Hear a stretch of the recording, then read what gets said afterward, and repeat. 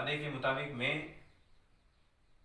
REET level first के लिए जो व्याकरण पार्ट्स आता है या हिंदी का जो विकास है उससे संबंधित चैप्टर लेकर के आया हूँ। साथ ही ये ई लर्निंग क्लास भी है जो 9वीं से 12वीं तक के जो बच्चे पढ़ रहे हैं उनके लिए भी व्याकरण की दृष्टि से अति महत्वपूर्ण है। तो आज हम शुरुआत करते हैं अपने भाषा से संबंधित। तो छात्रों, मानव जाति के विकास में भाषा का अहम योगदान है। भाषा के बिना संप्रेषण नहीं होता है। इसके लिए दो तरीके हैं, एक तो है मौखिक और दूसरा है लिखित। दुनिया भर में जितनी भाषाएं हैं उसके दोनों स्वरूप चलते हैं। सबसे पहले मानव जाति का जब विकास हुआ तो केवल वो संकेत के रूप में कुछ शब्दों को काम में लेते थे, अपने अपने क्षेत्रों के हिसाब से जो शब्द थे उसी अनुसार वो काम में लेते थे। धीरे धीरे एक स्वरूप आया जिसको लिखित स्वरूप कहते हैं, जिसको हम कह सकते हैं लिपि। अनेक भाषाएं हैं, उनकी अलग अलग लिपियां हैं। जिस प्रकार उर्दू भाषा की बात करते हैं तो उसकी फारसी लिपि है। उसी प्रकार अगर सिख समुदाय के लिए भाषा जो काम में लेते हैं पंजाबी, तो उसकी जो लिपि है वो गुरुमुखी है। उसी प्रकार आप सब जानते हैं हमारी भाषा हिंदी, उसकी जो लिपि है वो है देवनागरी। वैसे आपको मैं बता देता हूँ, देव भाषा के रूप में संस्कृत भाषा को जाना जाता है,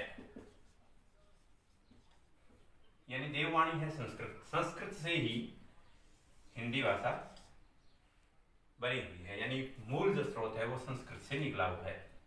अब हम बात करेंगे अपनी हिंदी भाषा की वर्तमान स्थिति और भारत में अब वर्तमान में किस स्थिति तक ये पहुंची है, या ये कह सकते हैं कि देश की आज़ादी के बाद हिंदी का विकास हो किस प्रकार से हुआ। तो दोस्तों, हिंदी हमारे देश की राजभाषा है, इस बात को आप क्लियर रखेंगे। राजकाज के जो भी कार्य होते हैं उसमें हिंदी भाषा काम में ली जाती है। इसके अलावा बता देता हूं कि पूरे हिंदुस्तान में त्रिभाषा सूत्र काम करता है। त्रिभाषा सूत्र, जब देश आजाद हुआ उस समय ये मुद्दा उठा कि हम कौन सी भाषा को अपनी राजभाषा या राष्ट्रभाषा माने। तो राजभाषा जैसे हिंदी रखा गया तो दक्षिण भारत के जितने राज्य थे वहां पर विरोध शुरू हो गया। तो देश की एकता और अखंडता को खतरा पैदा हुआ। तो उससे निपटने के लिए सरकार ने, उस समय की जो तात्कालिक सरकार थी, जो बुद्धिजीवी वर्ग था, उन्होंने तय किया कि हम त्रिभाषा सूत्र काम में ले सकते हैं, यानी वहाँ की स्थानीय भाषा है उसको भी हम काम में लें, अंग्रेजी को भी काम में लें और हिंदी को भी बराबर काम में लेते रहें ताकि हिंदी का विकास भी रुके नहीं। आज कह सकते हैं गर्व के साथ कि हमारे जो हिंदी भाषा है विश्व की तीसरी भाषा का दर्जा प्राप्त है। पहली भाषा है, फर्स्ट जो भाषा है वो है अंग्रेजी,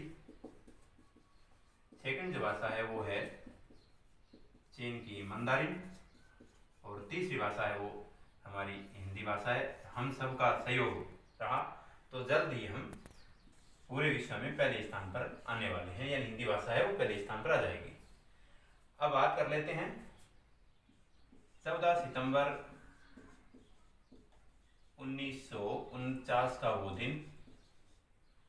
इस दिन पूरे भारतवर्ष में हिंदी को राजभाषा का दर्जा दिया गया और 1983 से 14 सितंबर को हिंदी दिवस के रूप में मनाया जाता है। तो आपके लिए एक प्रश्न बनता है, हिंदी दिवस कब मनाया जाता है? तो 14 सितंबर के दिन हिंदी दिवस मनाया जाता है। चलिए अब इसके बारे में आगे बढ़ते हैं कि लिपि, जो हमारी लिपि है देवनागरी लिपि, उसके बारे में हम चर्चा कर लेते हैं।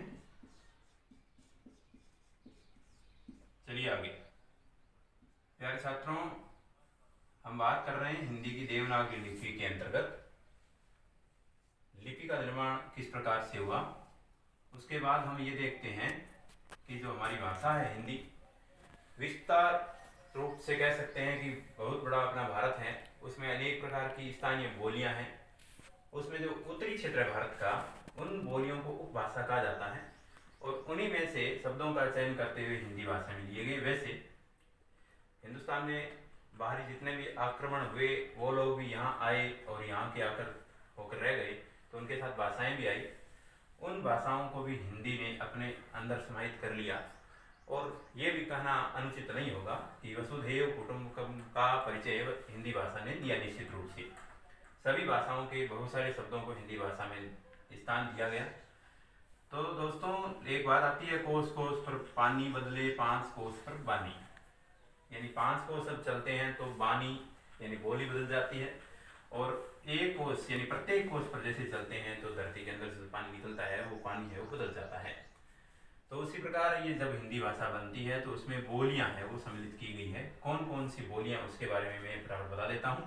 पहला पार्ट है पूर्वी हिंदी, यानी भारत का पूर्वी भाग, उसमें अवधी, बघेली और छत्तीसगढ़ी, ये 3 प्रकार की बोलियां या उपभाषा है वो हिंदी के अंदर शामिल की गई है। अवधी आप जानते होंगे, तुलसीदास जी की मूल भाषा जो रचना थी वो अवधी में थी।